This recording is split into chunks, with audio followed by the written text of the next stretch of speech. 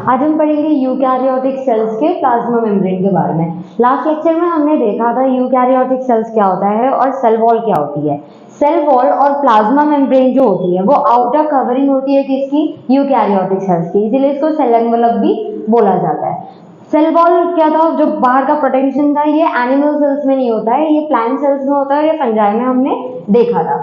Plasma membrane जो है वो सारे सेल्स के पास होता है, चाहे वो यूकैरियोटिक सेल्स हो, प्रोकैरियोटिक सेल्स हो। यूकैरियोटिक में यूनिसेल्युलर हो गई, या जिनके पास सेल वॉल हो उनके पास भी प्लाज्मा मेम्ब्रेन तो होना ही है।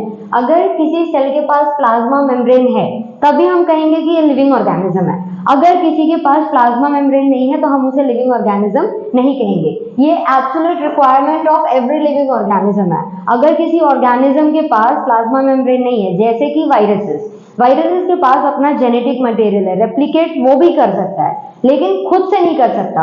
और खुद से क्यों नहीं कर सकता, वो हमारे अंदर आके रेप्लिकेट करता है। खुद से वो इसलिए रेप्लिकेट नहीं कर सकता क्योंकि उसके पास प्लाज्मा मेम्ब्रेन नहीं है।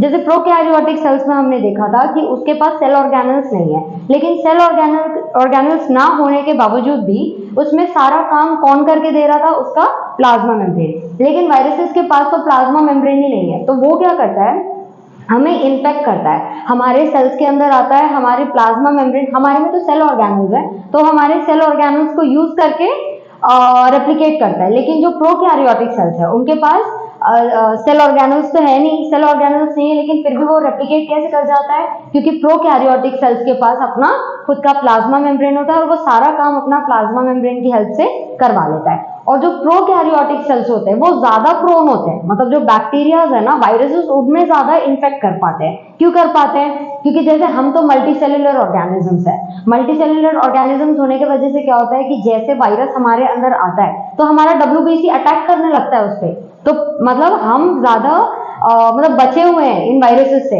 ये बैक्टीरिया जो है पहले तो खुद एक सेल के बने हैं, एक सेल के बने और अंदर कोई ऑर्गेनल भी नहीं है, और मल्टीसेल्युलर तो है नहीं, तो WBC तो उनमें नहीं होता है। तो ये सारी चीजों के वजह से जो प्लाज्मा मेम्ब्रेन है, इसे हम लोग कहते हैं it is the absolute requirement of every living organism. Plasma membrane का जो स्ट्रक्चर जिसने बताया था वो ने सिंगर निकोल्सन कौन सी ईयर में बताया था, 1972। और इस मॉडल को क्या बोलते हैं, जो मॉडल हम लोग अभी पढ़ने वाले हैं, इस मॉडल को हम लोग कहते हैं फ्लूइड मोजाइक मॉडल, जो किसने एक्सप्लेन किया था, सिंगर एंड निकोल्सन 1972 में।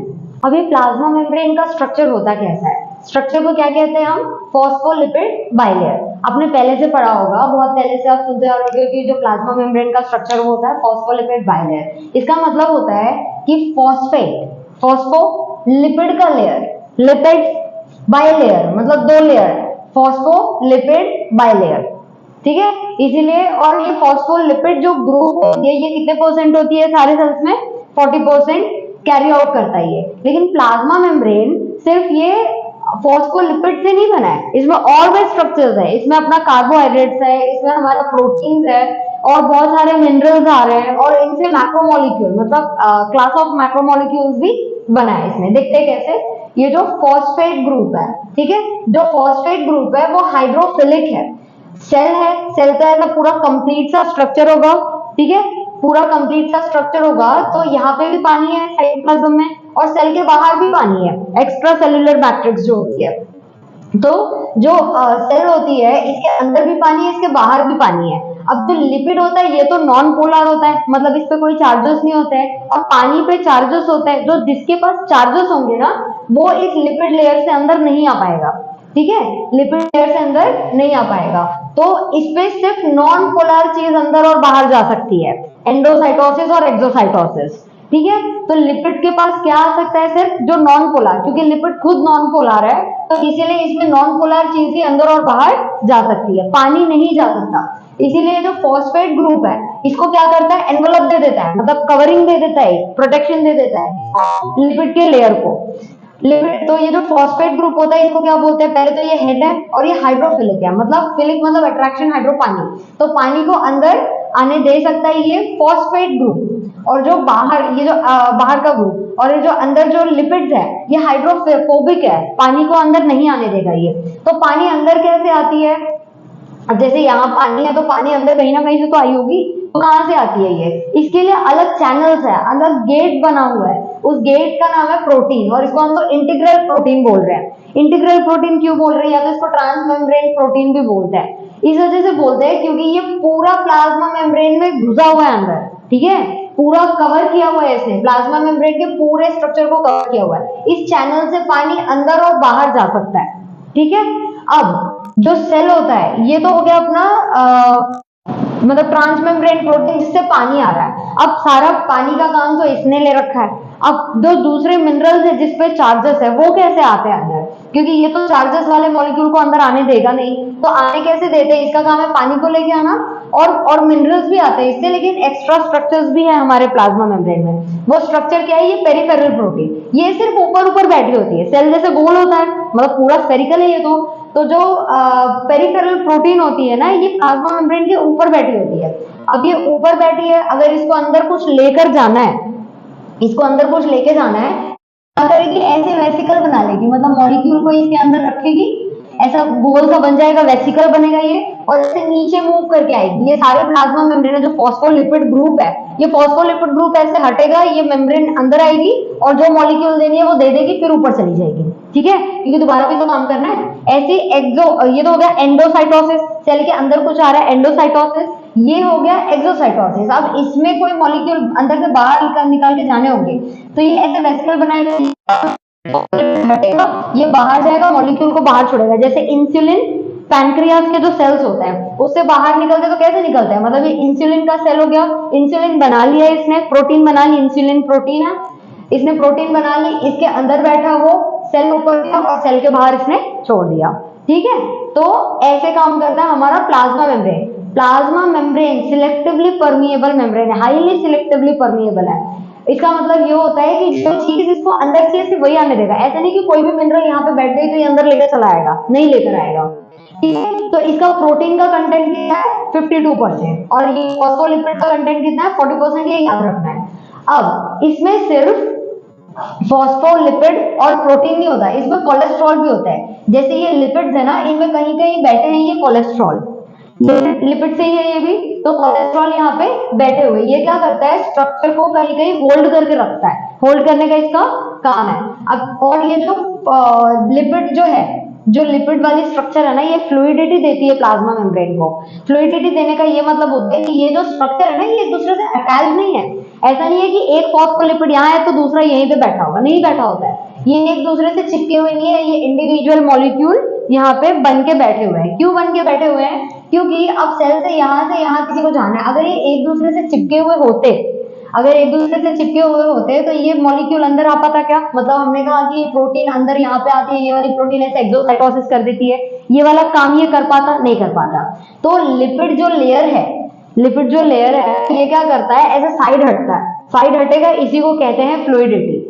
ये जो प्रोटीन है जो पूरी मतलब क्रॉस कर चुकी है इस प्लाज्मा मेम्ब्रेन को, इसको हम लोग बोलते हैं इंटीग्रल प्रोटीन, और भी नाम है इसका integral intrinsic transmembrane protein, क्योंकि पूरी क्रॉस कर रही है इसको।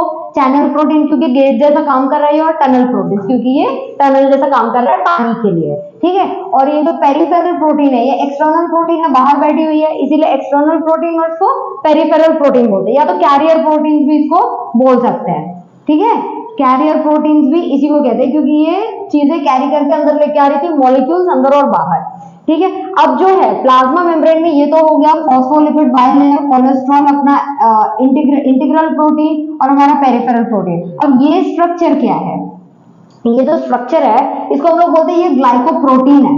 ग्लाइको मतलब हो गया अपना कार्बोहाइड्रेट, और प्रोटीन हो गया क्योंकि ये प्रोटीन से चिपका हुआ है, ये प्रोटीन है ना, ये वाला स्ट्रक्चर प्रोटीन है, तो प्रोटीन से, लेकिन ये सिर्फ बाहर की तरफ होगा, अंदर की तरफ नहीं होगा। मतलब अब साइटोप्लाज्म के पास ये रिसेप्टर जैसी चीज लेके ये करता क्या, तो ये बाहर बैठा होता है। ग्लाइकोप्रोटीन जो है ये हो गया अपना ग्लाइको, ये हो गया अपना ग्लाइको, और ये हो गई हमारी प्रोटीन, तो इसे ग्लाइकोप्रोटीन बोलते हैं। और ये जो ग्लूकोज है, मतलब ये जो कार्बोहाइड्रेट है, ये लिपिड से भी अटैच होती है, कुछ कुछ मॉलिक्यूल्स यहाँ से अटैच्ड है, तो इसको हम लोग बोलते हैं ग्लाइको, और ये लिपिड से अटैच है इसलिए ग्लाइकोलिपिड। इन दोनों स्ट्रक्चर को या तो ग्लाइकोलिपिड या तो ग्लाइकोप्रोटीन, इसको हम लोग बोलते हैं ग्लाइकोकैलिक्स। ग्लाइकोकैलिक्स मैंने कहा था कि हमने प्रोकैरियोटिक सेल्स में पढ़ा था, ये हमारे सेल्स में भी होता है। तो इसमें भी हो गया वही म्यूकोपॉलीसैकेराइड जो हमने प्रोकैरियोट्स में पढ़े थे। तो इसीलिए बैक्टीरिया क्या करते हैं, ऐसे टाइप के म्यूकोपॉलीसैकेराइड्स बना देते हैं कि हमारे डब्ल्यूबीसी समझ ही नहीं पाते। अब ये हमारे सेल्स में भी तो है और बैक्टीरिया के सेल्स में भी है। इसीलिए क्या होता है कि जो हमारा डब्ल्यूबीसी है वो पहचान ही नहीं पाता है कभी कभी कि बैक्टीरिया है कि हमारा सेल है। अगर हमारा सेल है तो वो हमारे सेल को तो मारेगा नहीं। ऐसे ही बैक्टीरिया क्या करता है, मिमिक कर लेता है, मतलब वो क्या करेगा, सेम टाइप का ग्लाइकोप्रोटीन और ग्लाइकोलिपिड बना के रख देगा अपने स्ट्रक्चर के ऊपर कभी कभी, वरना शुरू में इनिशियली अटैक कर रहा है तो कर लेगा, लेकिन जैसे एंटीबायोटिक बंद कर दी है, एंटीबायोटिक बंद करने के बाद तो अपना स्ट्रक्चर मॉडिफाई कर लेगा। तो मॉडिफाई करने के बाद क्या होता है, हमारा सेल पहचान नहीं पाता है। ये जो ग्लाइकोकैलिक्स है, या तो ग्लाइकोप्रोटीन या तो ग्लाइकोलिपिड, ये किसने बनाया हमारे सेल्स में, गोल्जी अपैरेटस में। अब हमारे सेल में तो सेल ऑर्गेनल गोल्जी अपैरेटस है, लेकिन प्रोकैरियोट्स में कौन बना रहा था ग्लाइकोकैलिक्स, उनका प्लाज्मा मेम्ब्रेन बना के दे रहा था। ठीक है, इसीलिए प्लाज्मा मेम्ब्रेन को absolute requirement of the cell बोलते हैं। ठीक है, जैसे ग्लाइकोकैलिक्स है, अब सारा काम उसमें प्लाज्मा मेम्ब्रेन कर रहा है तो वो स्ट्रक्चर भी प्लाज्मा मेम्ब्रेन बना देता है, लेकिन हमारे में ग्लाइकोकैलिक्स कौन बना के दे रहा है हमारे सेल्स को, हमारा गोल्जी अपैरेटस। क्यों? क्योंकि गोल्जी अपैरेटस का काम है मॉडिफाई करके देना चीजों को।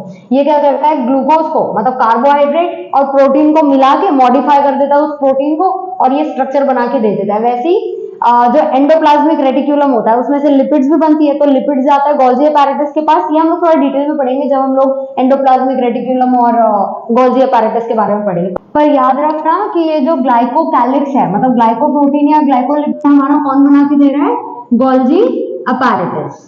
ठीक है, हमारा गोल्जी अपैरेटस ये ग्लाइकोकैलिक्स मतलब ग्लाइकोप्रोटीन या ग्लाइकोलिपिड बना के देता है। कैसे बनाता है वो हम लोग गोल्जी अपैरेटस में पढ़ेंगे। और ये जो फॉस्फोलिपिड बाइलेयर है, अब ये बना किससे, फॉस्फेट ग्रुप और लिपिड ग्रुप, लेकिन ये जो फॉस्फेट ग्रुप और लिपिड ग्रुप आउटर साइड और इनर साइड पे ना, ये दोनों अलग अलग है। ठीक है, इनमें कार्बोहाइड्रेट्स अलग है, प्रोटीन्स अलग है, तो बहुत सारे स्ट्रक्चर्स की वजह से ये जो बाहर का लेयर हो गया, ठीक है, मतलब बाहर का फॉस्फोलिपिड हो गया और ये अंदर का फॉस्फोलिपिड हो गया, ये दोनों कैसा नेचर शो करता है, असिमेट्रिकल। ये याद रखना है, असिमेट्रिकल होता है, मतलब इसमें जिस टाइप का फॉस्फोलिपिड है, फॉस्फोलिपिड कोई एक तरीके का नहीं होता, ये 4-5 तरीके के होते हैं। तो फॉस्फोलिपिड जो बाहर की तरफ है वो अलग वाले फॉस्फोलिपिड है, अंदर वाले जो फॉस्फोलिपिड है वो अलग टाइप के हैं। ठीक है, तो इस वजह से क्योंकि इनके पास प्रोटीन का कंटेंट अलग है, जैसे इनमें अभी ग्लाइकोलिपिड है, ग्लाइकोप्रोटीन है, अंदर के साइड पे ये है नहीं है। जो फॉस्फोलिपिड ग्रुप है वो दोनों अलग टाइप के हैं, इनमें अलग अलग टाइप के मिनरल्स भी होते हैं, बाहर अलग होंगे अंदर अलग होंगे। इसकी वजह से ये असिमेट्रिकल नेचर शो करता है, कौन, अपना प्लाज्मा मेम्ब्रेन। प्लाज्मा मेम्ब्रेन कैसा होता है, ये असिमेट्रिकल होता है क्योंकि इसके फॉस्फोलिपिड ऊपर का जो लेयर है और नीचे का जो लेयर है वो डिफरेंट है। सिलेक्टिवली परमिएबल मेम्ब्रेन है, लिपिड्स है जो कि फ्लूइड लाइक है, इसके फ्लूइड नेचर की वजह से फ्लूइडिटी जो शो करता है। फ्लूइड नेचर मतलब जो फॉस्फोलिपिड बाइलेयर होती है वो कैसे ऐसे ऐसे मूव कर पाती है, इसीलिए ऊपर जो प्रोटीन थी, कैरियर प्रोटीन, वो नीचे आ जा पा रही थी। ठीक है, और नीचे से ऊपर जा पा रही थी इसके फ्लूइड नेचर की वजह से। जो प्रोटीन्स होती है वो ऐसे लगता है कि फॉस्फोलिपिड के ऊपर तैर रही है, तो आइसबर्ग जैसी लगती है। ट्रांसपोर्ट कैसा होता है प्लाज्मा मेम्ब्रेन के थ्रू, उसको कहते हैं एंडोसाइटोसिस एंड एक्सोसाइटोसिस। अगर सेल के अंदर कुछ आ रहा है तो उसे बोलते हैं एंडोसाइटोसिस, सेल के बाहर कुछ जा रहा है तो उसे बोलते हैं एक्सोसाइटोसिस। सेल के बाहर जा रहा है मतलब ऐसा लग रहा है वॉमिट कर रहा है, इसीलिए इसे बोलते हैं सेल वॉमिटिंग और ईसाजी। जो एंडोसाइटोसिस है ये दो फॉर्म में होता है, एक तो जब पहले तो ये वेसिकल्स बनाते हैं, जैसे वो जो प्रोटीन थे, कैरियर प्रोटीन थे इन फॉस्फोलिपिड के ऊपर, ये कैसे वेसिकल बना रहा था ना, वेसिकल बना रहा था ये, और इसके अंदर चीजें आ रही थी, और जो इंटीग्रल प्रोटीन था जो पूरा कवर कर रहा था, तो ये जब लेके आता है, पानी जो लेके आता है, तो इसे हम बोलते हैं कि ये पिनोसाइटोसिस है, मतलब अंदर आ रहा है तो साइटोसिस, पिनोसाइटोसिस, पानी लेकर आ रहा है, अ फॉर्म ऑफ एंडोसाइटोसिस। तो पिनोसाइटोसिस ये कैसे वेसिकल्स के फॉर्म में ये अंदर आते हैं। ठीक है, और अगर कोई और चीज, जैसे पानी तो इंटीग्रल से आ रहा है, लेकिन कोई चीज अगर लिक्विड फॉर्म में इससे आ रही होगी अंदर सेल के, तो वेसिकल बना के वो सेल के अंदर आती है। और फेगोसाइटोसिस मतलब कोई चीज, सॉलिड सी चीज अगर ये लेकर आ रहा है, जैसे कार्बोहाइड्रेट्स अंदर आता है हमारे सेल की एटीपी सिंथेसिस के लिए, तो वो कैसे आता है कि फेगोसाइटोसिस फॉर्म में बोलते हैं। जैसे डब्ल्यूबीसी जो हमारे होते हैं वो बैक्टीरिया को एंगल्फ कर लेते हैं, फिर उसे डाइजेस्ट करने लगते हैं। ठीक है, तो उसे बोलते हैं हम फेगोसाइटोसिस। तो ये सेल ड्रिंकिंग मेथड है और ये सेल ईटिंग मेथड है। फंक्शंस ऑफ प्लाज्मा मेम्ब्रेन क्या है, इसके फ्लूइड नेचर के वजह से हम सिक्रीशंस तो देख रहे हैं, अंदर से बाहर, बाहर से अंदर, ये ट्रांसपोर्ट हम देख रहे हैं। सिक्रीशन इसलिए बोला है, जैसे यहाँ पे ट्रांसपोर्ट भी लिखा है इन्होंने और सिक्रीशन भी लिखा है। ट्रांसपोर्ट इसलिए कह रहे हैं क्योंकि एंडोसाइटोसिस और एक्सोसाइटोसिस परफॉर्म कर रहा था ये, जो भी सेल को जरूरत है उसके लिए। सिक्रीशन ये होता है ना, जैसे सेल अभी अंदर से क्या बना रहा है, हमारा इंसुलिन बना रहा है, इंसुलिन को सिक्रीट कर रहा है, कोई चीज सिक्रीट हो रही है यहाँ से, तो इसीलिए इसे कहा है सिक्रीशन। सेल डिवीजन और सेल ग्रोथ में हमारा प्लाज्मा मेम्ब्रेन हेल्प करता है। कैसे? अब ये बाहर का स्ट्रक्चर है, बाहर का स्ट्रक्चर जब ऐसे बाहर का स्ट्रक्चर जब डिवाइड होगा तो प्लाज्मा मेम्ब्रेन की फ्लूइड नेचर ही कम या ज्यादा होगी, तभी वो डिवीजन में हेल्प कर पाता है हमारा प्लाज्मा मेम्ब्रेन। दूसरा इंटरसेल्युलर जंक्शन, जैसे दो सेल्स हो गए, प्लाज्मा मेम्ब्रेन में जो ट्रांसपोर्ट होता है वो किस किस फॉर्म में होता है, एक्टिव फॉर्म में और पैसिव फॉर्म में। एक्टिव फॉर्म वो फॉर्म होता है जहां पे एनर्जी लगेगी, और जो पैसिव फॉर्म होता है वहां पे कोई एनर्जी नहीं लगेगी। जो ट्रांसपोर्ट में एनर्जी लगेगी वो एक्टिव ट्रांसपोर्ट, जो ट्रांसपोर्ट में एनर्जी नहीं लगेगी वो पैसिव ट्रांसपोर्ट। किसमें एनर्जी नहीं लगेगी? अलोंग द कॉन्सेंट्रेशन ग्रेडियंट, मतलब हाई कॉन्सेंट्रेशन से लो कॉन्सेंट्रेशन पे कोई चीज लेकर जाने के लिए एनर्जी लगेगी क्या? नहीं लगेगी। लेकिन लो कॉन्सेंट्रेशन से हाई कॉन्सेंट्रेशन पे अगर कोई चीज लेकर जा रहे हैं तो वहां पे एनर्जी खर्च होगी, ठीक है। तो ये फॉर्म ऑफ ट्रांसपोर्ट है। दूसरा देख लेते हैं एंडोमेम्ब्रेन सिस्टम। एंडोमेम्ब्रेन सिस्टम मतलब मेम्ब्रेन के अंदर कोई तो सिस्टम चल रही है जो एक साथ कोऑर्डिनेट करके काम कर रही है, उसे बोलते हैं एंडोमेम्ब्रेन सिस्टम। तो एंडोमेम्ब्रेन सिस्टम के अंदर कौन से ऑर्गेनल आते हैं? Endoplasmic reticulum, Golgi apparatus, lysosome और वैक्यूल। क्यों? क्योंकि ये जो चारों ऑर्गेनल्स है ना, ये एक साथ कोऑर्डिनेट करके काम करते हैं, ठीक है। ये कोऑर्डिनेट करके काम करते हैं। कैसे कोऑर्डिनेट करते हैं वो भी हम देखते हैं। तो देखते हैं एंडोमेम्ब्रेन सिस्टम कैसे काम करता है। एंडोमेम्ब्रेन सिस्टम में कौन से ऑर्गेनल आ रहे थे?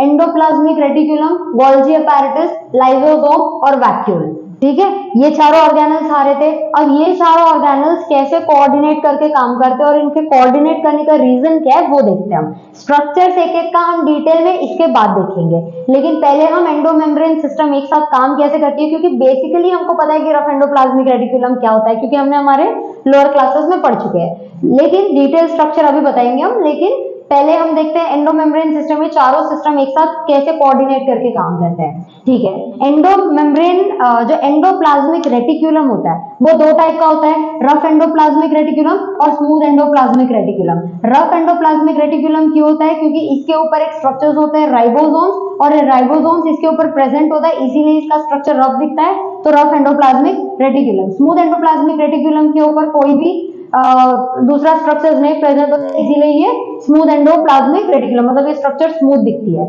जो रफ एंडोप्लाज्मिक रेटिकुलम होती है उसके ऊपर प्रेजेंट होते हैं राइबोसोम्स। राइबोसोम्स का काम है प्रोटीन बनाना, और ये प्रोटीन बनाता है इसीलिए ये जो रफ एंडोप्लाज्मिक रेटिकुलम है ये हमारे न्यूक्लियस से कनेक्टेड होता है, क्योंकि प्रोटीन बनाने का काम किसका है? राइबोसोम का। लेकिन कौन सा प्रोटीन है, ये इंफॉर्मेशन किसके पास है? न्यूक्लियस के पास। न्यूक्लियस के पास डीएनए है, डीएनए के पास इंफॉर्मेशन है, इसीलिए ये वाला स्ट्रक्चर इससे कनेक्टेड होता है, वरना न्यूक्लियस से कनेक्टेड हो सकता था। लेकिन राइबोसोम्स किसके पास है? रफ एंडोप्लाज्मिक रेटिकुलम के पास, और हमारे साइटोप्लाज्म में भी राइबोसोम्स होते हैं, इसीलिए ये न्यूक्लियस का स्ट्रक्चर हमारे रफ एंडोप्लाज्मिक रेटिकुलम से कनेक्टेड होता है। अब देखते हैं ये प्रोटीन कैसे बनाता है। न्यूक्लियस जो होती है, न्यूक्लियस में ना ऐसे पोर्स होते हैं जिनको हम लोग बोलते हैं न्यूक्लियर पोर। तो डीएनए से बनता है हमारा आरएनए, ठीक है। कौन सा आरएनए? एमआरएनए, मतलब मैसेंजर आरएनए। मैसेंजर आरएनए नाम से ही समझ में आ रहा है इसके पास कुछ मैसेज है कोई चीज बनाने के लिए, ठीक है। तो एमआरएनए इस पोर से निकल के जाता है राइबोसोम्स के ऊपर, बैठ जाता है, ठीक है। बैठ जाता है कि ये छोटा यूनिट ऑफ राइबोसोम, ये बड़ा यूनिट ऑफ राइबोसोम, इसके बीच में जाता है और फिर ये प्रोटीन बनाते हैं, ठीक है। इसके पास इंफॉर्मेशन और इसको प्रोटीन बनाना आता है, ठीक है। तो ये राइबोसोम्स जो है, मतलब ये वाला स्ट्रक्चर तो हम लोग डीएनए जब डिटेल में पढ़ेंगे ना तब ये पढ़ेंगे हम, लेकिन अभी फिलहाल ये समझ लो कि एमआरएनए और राइबोसोम की हेल्प से क्या बन जाता है? प्रोटीन, ठीक है। एक टाइप का प्रोटीन नहीं बनता है, बहुत अलग अलग टाइप के प्रोटीन्स बनते हैं। अगर एक टाइप का प्रोटीन बनता तो हमारी आइस और हमारा स्किन एक जैसा होता, लेकिन ऐसा तो नहीं है। इसके पास इंफॉर्मेशन है कि कैसा प्रोटीन बनाना है, ठीक है। अब राइबोसोम के पास आ गया क्या? हमारा एमआरएनए क्या बना दी? प्रोटीन बना दी। अलग अलग टाइप की प्रोटीन बनाई है, ठीक है। तो जो प्रोटीन, अलग अलग टाइप की प्रोटीन बनाई है, तो जो प्रोटीन की जरूरत इस न्यूक्लियस को होगी वो न्यूक्लियस की तरफ चली जाएगी, और जो प्रोटीन की जरूरत दूसरे सेल ऑर्गेनल्स को होगी ना, वो सब जाएगी एंडोप्लाज्मिक रेटिकुलम के बाहर। ठीक है, राइबोसोम ने प्रोटीन बनाया, कुछ प्रोटीन चली गई हमारे न्यूक्लियस के पास, कुछ प्रोटीन चली गई हमारे एंडोप्लाज्मिक रेटिकुलम के बाहर। ठीक है, अब ये जो प्रोटीन है, अब इसका काम क्या था एंडोप्लाज्मिक रेटिकुलम का, प्रोटीन बना देना। ठीक है, अब ये देखो कि स्मूथ एंडोप्लाज्मिक रेटिकुलम का काम क्या होता है, लिपिड बनाएगा, ये फैट्स को बनाता है हमारा स्मूथ एंडोप्लाज्मिक रेटिकुलम, और हमारा रफ एंडोप्लाज्मिक रेटिकुलम क्या बनाता है, प्रोटीन बनाता है। किसकी हेल्प से, राइबोसोम्स की हेल्प से।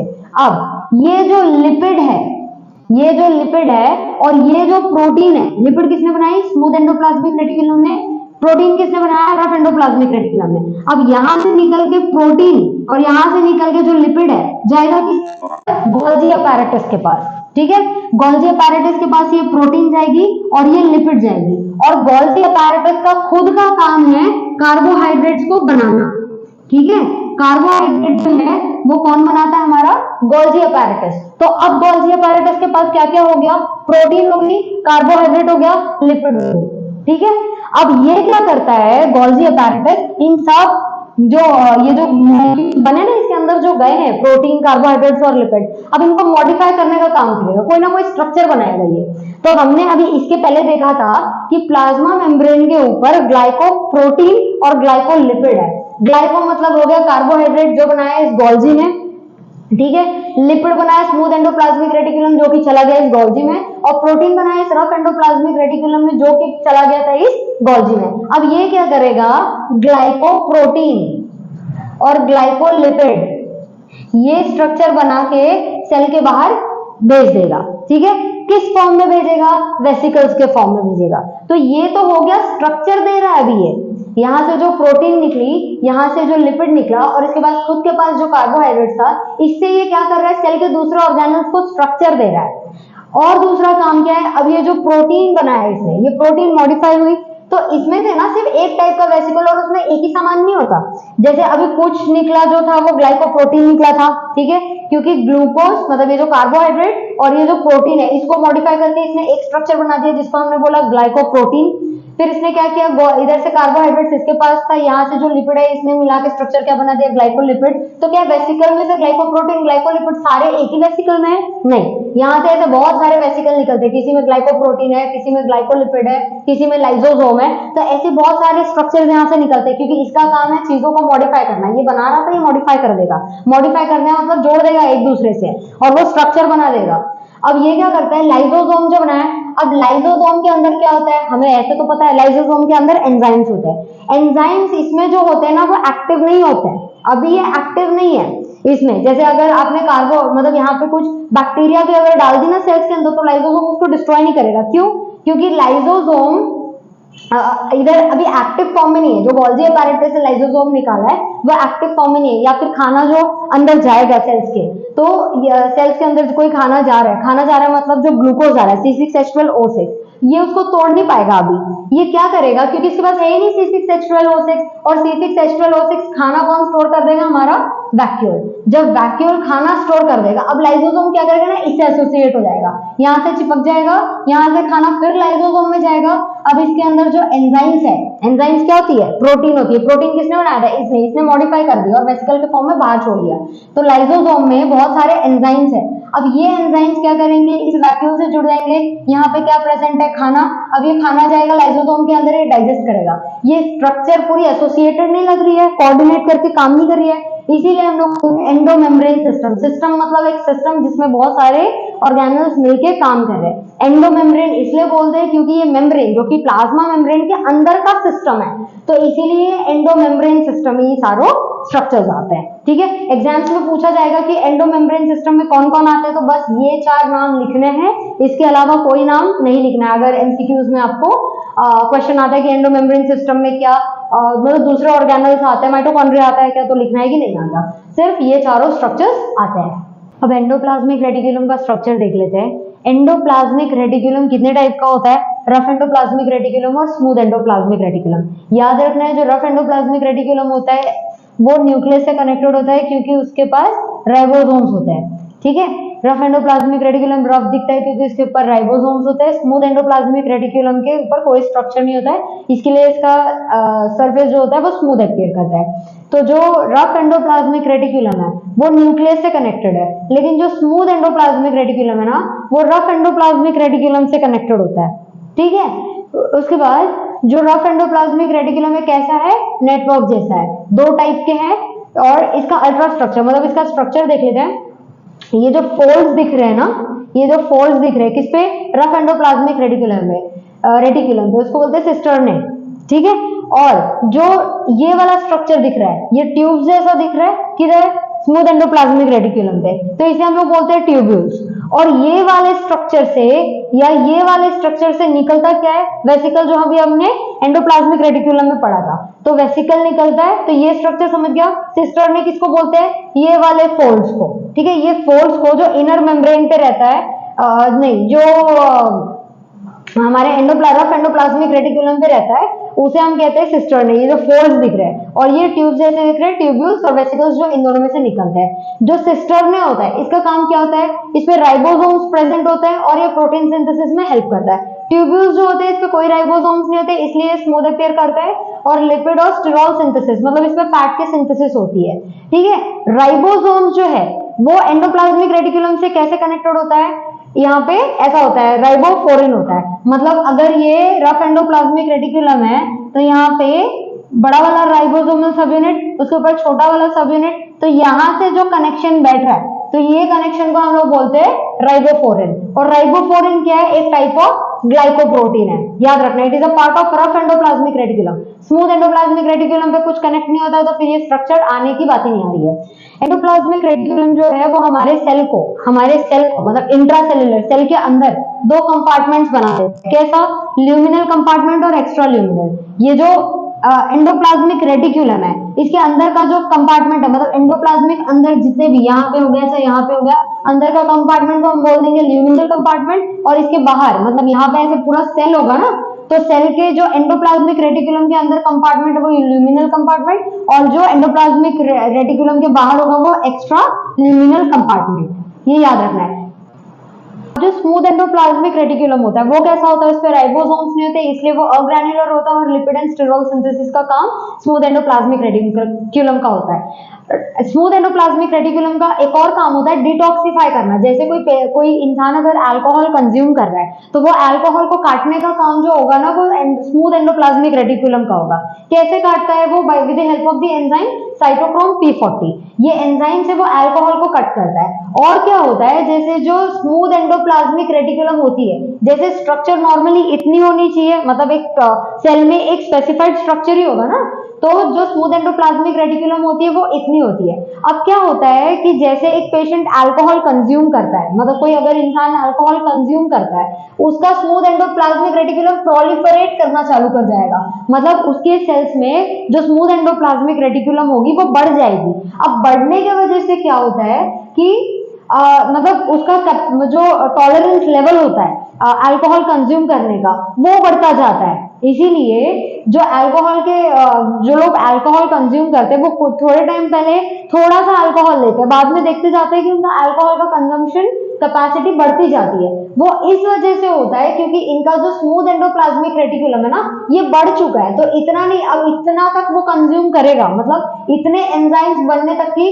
उसके सेल्स के पास कैपेसिटी हो गई है, तो अब बढ़ता जाता है। तो इसी वजह से क्या होता है कि और जो ड्रग्स होते हैं, ड्रग्स देखते हैं कि पहले जो इंसान कोई ड्रग्स मतलब वो वाले ड्रग्स की बात नहीं हो रही यहाँ पे, ड्रग्स मतलब मेडिसिन की बात हो रही है। तो जो ड्रग्स होता है, मतलब कोई इंसान को मेडिसिन अगर आप पहले दे रहे हो तो कम एमजी में ही उसकी बॉडी में असर दिख जाता है।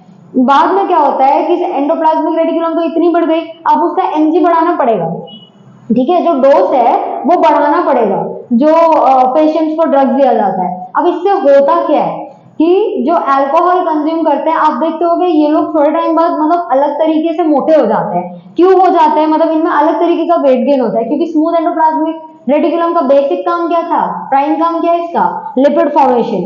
अब ये क्या करता है कि इतना बड़ा तो हो गया, अब लिपिड भी फॉर्म करने लगता है, जो मिले ये फॉर्म करता चला जाएगा, इसीलिए ये लोग मोटे हो जाते हैं, ठीक है। मसल्स, जो सार्कोप्लाज्म मसल्स में स्मूथ एंडोप्लाज्मिक रेटिकुलम को एक नाम दिया गया है सार्कोप्लाज्मिक रेटिकुलम। अब सार्कोप्लाज्मिक रेटिकुलम क्या करता है, मसल्स को कॉन्ट्रैक्शन और रिलैक्सेशन में हेल्प करता है, ठीक है। मतलब मसल्स का काम है कॉन्ट्रैक्शन और रिलैक्सेशन।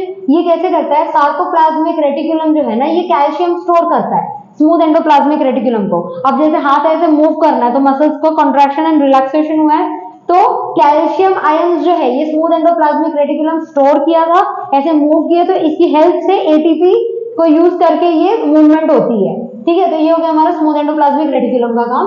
रफ एंडोप्लाज्मिक रेटिकुलम जो है उसमें राइबोसोम्स प्रेजेंट होते हैं, इसीलिए ये ग्रैन्युलर होता है और ये प्रोटीन सिंथेसिस कराता है। तो ये बात हो गया हमारा एंडोप्लाज्मिक रेटिकुलम का। गोल्जी अपैरेटस के बारे में थोड़ा देख लेते हैं। किसने डिस्कवर किया था गोल्जी अपैरेटस? कैमिलो गोल्जी ने, ठीक है। डेंसली स्टेन रेटिकुलर स्ट्रक्चर है। डेंसली स्टेन क्यों? क्योंकि इतने फोल्ड है इस पे कि वो डेंसली स्टेन हो जाता है, ठीक है। इसको बोलते हैं डिप्टायोसोम्स। गोल्जी अपैरेटस का एक और नाम है डिप्टायोसोम्स। मोस्टली ये नाम ना प्लांट सेल के लिए यूज करते हैं, क्योंकि प्लांट सेल और एनिमल सेल में जो गोल्जी अपैरेटस होता है वो थोड़ा सा डिफरेंस होता है, ठीक है। इन यूकैरियोटिक सेल्स, मतलब गोल्जी अपैरेटस यूकैरियोटिक सेल्स में दिखते हैं, लेकिन यूकैरियोटिक सेल्स का जो मैच्योर आरबीसी होता है, मेमेलियन आरबीसी, उसमें नहीं दिखता है। सीव ट्यूब जो हमारा फ्लोएम का पार्ट है, जो हम लोग डिटेल में प्लांट के स्ट्रक्चर में पढ़ेंगे, और sperms of bryophytes and pteridophytes में ये नहीं दिखता है, क्या? Golgi apparatus. अब गोल्जी अपैरेटस जो है उसमें वो कैसा स्ट्रक्चर है ये हमने देख लिया था। कुछ स्मूथ एंडोप्लाज्मिक रेटिकुलम को ये रिजेंबल करता है, इसका स्ट्रक्चर भी स्मूथ होता है, इसमें कोई राइबोसोम्स प्रेजेंट नहीं होते हैं। No ribosomes, resemble smooth endoplasmic reticulum. Golgi apparatus का नंबर जो ये सिस्टर्ने है, ये एक एक जो स्ट्रक्चर है ना, ये सिस्टर्ने इसको बोलते हैं, और ये सिस्टर्ने वेरी करता है। किसी में जैसे फंगस होता है, फंगस में सिर्फ एक ऐसा स्ट्रक्चर हो गया इसका गोल्जी अपैरेटस ऐसा होता है फंगस का, इसीलिए इसको बोलते हैं यूनिसिस्टर्नल। इसको सिस्टर्ने बोलते हैं, ये जो स्ट्रक्चर है। तो फंगस में कैसा होता है, ये एक ही सिस्टर्नल स्ट्रक्चर है, इसका यूनिक फीचर है फंगस का, ठीक है। और हमारे में नंबर वेरी करता है सिस्टर्ने का 4 to 8 सेल्स के ऊपर डिपेंड करता है कि कितना काम है इसको मॉडिफाई करने का, उस हिसाब से इसका नंबर वेरी करता है। इट इज प्लैटिन सैटेलाइट स्ट्रक्चर, ठीक है। अब इसका काम क्या था, प्रोटीन्स को मॉडिफाई करना। कहां से प्रोटीन्स आ रही थी? हमारे एंडोप्लाज्मिक रेटिकुलम से। एंडोप्लाज्मिक रेटिकुलम को के साइड जो गोल्जी अपैरेटस फेस करता है उसको हम लोग बोलते हैं सिस स्पेस। ये जो गोल्जी अपैरेटस का पार्ट है वो सिस स्पेस, मतलब यहाँ पे क्या प्रेजेंट होगा, एंडोप्लाज्मिक रेटिकुलम, और यहाँ पे क्या प्रेजेंट होगा, ये मतलब साइटोप्लाज्म के साइड पे हो जा रहा है, ठीक है। तो एंडोप्लाज्मिक रेटिकुलम के साइड फेस करने वाला जो गोल्जी अपैरेटस का सिस्टर्न है उसको क्या बोलते हैं, सिस स्पेस, और वो दूसरे साइड पे जो होगा उसको हम लोग बोलते हैं ट्रांसफेस। ट्रांसफेस या मैच्योर फेस बोलते हैं, कॉन्केव फेस बोलते हैं, इसको फॉर्मिंग फेस, क्योंकि इधर से ही हमारा सारा मॉडिफिकेशन स्टार्ट होने वाला है। तो convex face towards endoplasmic reticulum. अब जो एंडोप्लाज्मिक रेटिकुलम से वेसिकल आई थी, वो वेसिकल यहाँ पे, अब यहाँ से ये मॉलिक्यूल ऐसे दे देगी, ऐसे तो नहीं वेसिकल अंदर जाती है, ये मॉलिक्यूल्स ऐसे दे देगी, मतलब प्रोटीन या लिपिड जो भी आया होगा यहाँ पे, अगर स्मूथ एंडोप्लाज्मिक रेटिकुलम है तो लिपिड आया है, तो सिस स्पेस के साइड पे जो वेसिकल फॉर्म होती है उसको न्यूली फॉर्म्ड वेसिकल बोलते हैं। यहाँ पे बीच में आ गई, और यहाँ पे जब आखिरी साइड पे ट्रांसफेस के साइड पे होगी वो मैच्योर वेसाइकल, और जो बाहर निकल गई वो सिक्रेटरी वेसाइकल। बहुत सारे सिक्रेटरी वेसाइकल जो होते हैं वो स्ट्रक्चर लेके आते हैं, जैसे ग्लाइकोप्रोटीन या ग्लाइकोलिपिड, लेकिन कुछ वेसाइकल्स ना फ्रीली लाइसोसोम्स जैसे एक्ट करते हैं, मतलब वो अपने अंदर एंजाइम्स भर के आए, अब वो खुद एक ऑर्गेनल बन गए, ठीक है। तो ये कंफ्यूज नहीं होना है कि ये जो गोल्जी अपैरेटस का सिस्टर्न है, ठीक है, ये एक सिस्टर्न है, ये दूसरे सिस्टर्न है, जैसे ये ऐसे फोल्ड्स है ना, इसलिए हम इसे सिस्टर्न बोलते हैं, लेकिन ये नहीं कंफ्यूज होना है कि ये सब अलग अलग स्ट्रक्चर्स हैं, नीचे से ये पूरे कनेक्टेड होते हैं, ठीक है। फंक्शंस देख लेते हैं गोल्जी अपैरेटस का। क्या फंक्शन होता है गोल्जी अपैरेटस का? प्रोसेस करना। किसे प्रोसेस करता है ये? प्रोटीन को। कौन सी वाली? जो एंडोप्लाज्मिक रेटिकुलम ने दिए इसे, ठीक है। पैकेज करना, किसे? मॉडिफाइड प्रोटीन को प्रोसेस कर दिया इसने, प्रोटीन को मॉडिफाई कर दिया, और उसके बाद प्रोटीन को या लिपिड को, मतलब चीजें मॉडिफाई करता है, मेजर इसका प्रोटीन है इसलिए प्रोटीन कहते हैं सब। तो प्रोटीन जो है उसको मॉडिफाई कर दिया, उसके बाद पैकेज कर दिया जो मॉडिफाइड स्ट्रक्चर है, उसके बाद इसने ट्रांसपोर्ट कर दिया। कुछ स्ट्रक्चर्स इंट्रासेल्युलर टारगेट्स को देते हैं, मतलब जैसे अभी प्लाज्मा मेम्ब्रेन सब सेल के अंदर का स्ट्रक्चर भी तो प्रोटीन का ही बना है, तो वो भी प्रोटीन यही सब दे रहे हैं, तो इंट्रासेल्युलर स्ट्रक्चर भी बनाने वाला हमारा यही प्रोटीन है। और बाहर, सेल के बाहर, जैसे अभी इंसुलिन पूरी बॉडी को देना है तो वो सिक्रेट कर दिया ना, तो इसको वेसिकल के फॉर्म में पूरे बॉडी में सिक्रेट कर देता है, ठीक है। दूसरा फंक्शन है इसका सिक्रेशन। गोल्जी apparatus का फंक्शन क्या था, मॉडिफिकेशन ऑफ लिपिड जैसे कि ग्लाइकोलिपिड, मॉडिफिकेशन ऑफ प्रोटीन जैसे कि ग्लाइकोप्रोटीन। मॉडिफिकेशन ऑफ लिपिड को बोलते हैं ग्लाइकोसाइडेशन और प्रोटीन को बोलते हैं ग्लाइकोसाइलेशन, ठीक है। अब इसका एक फंक्शन क्या है, सीक्रेट म्यूसिलेज फॉर ल्यूब्रिकेशन। मतलब अब गोल्जी apparatus जो है ये रूट कैप की तरफ क्या करता है ना, एक सिक्रेटरी मतलब लुब्रिकेटरी स्ट्रक्चर प्रोड्यूस करता है ताकि वो रूट टूट ना जाए, अंदर पेनिट्रेट करता जाता है, ये पियर्स करता जा रहा है, जब करता जा रहा है तो ये स्ट्रक्चर टूट नहीं जाना चाहिए ना रूट कैप जो है, तो रूट कैप का जो सेल होगा वो सेल अपने गोल्जी से म्यूसिलेज स्ट्रक्चर सिक्रेट करता है, लुब्रिकेटरी स्ट्रक्चर सिक्रेट करता है। और इसका एक और फंक्शन है, जैसे स्पर्म होता है, ठीक है। स्पर्म कैसा होता है, ये हो गया स्पर्म का हेड, स्पर्म का टेल, ठीक है। स्पर्म भी क्या है, सेल है, तो इसके पास जो गोल्जी है ये अपने गोल्जी को ना मॉडिफाई कर लेता है, उस मॉडिफाइड स्ट्रक्चर को हम बोलते हैं एक्रोसोम। ये एक्रोसोम क्या करता है कि जो एग होती है, जो ओवम होता है, ओवम के अंदर जाके तो फर्टिलाइजेशन होगा, तो ओवम जैसे इसको अगर इसमें जैसे फर्टिलाइजेशन के टाइम इसमें अंदर जाता है ना ओवम के अंदर अपना स्पर्म, तो ये एक्रोसोम जो है ये हेल्प करता है, ये एग मेम्ब्रेन, ये भी तो सेल है ओवम जो होता है, तो ये मेम्ब्रेन को खा लेता है और फिर अंदर चला जाता है, तो ये it facilitates the process of fertilisation. तो ये हो गया हमारा गोल्जी apparatus का स्ट्रक्चर और फंक्शन।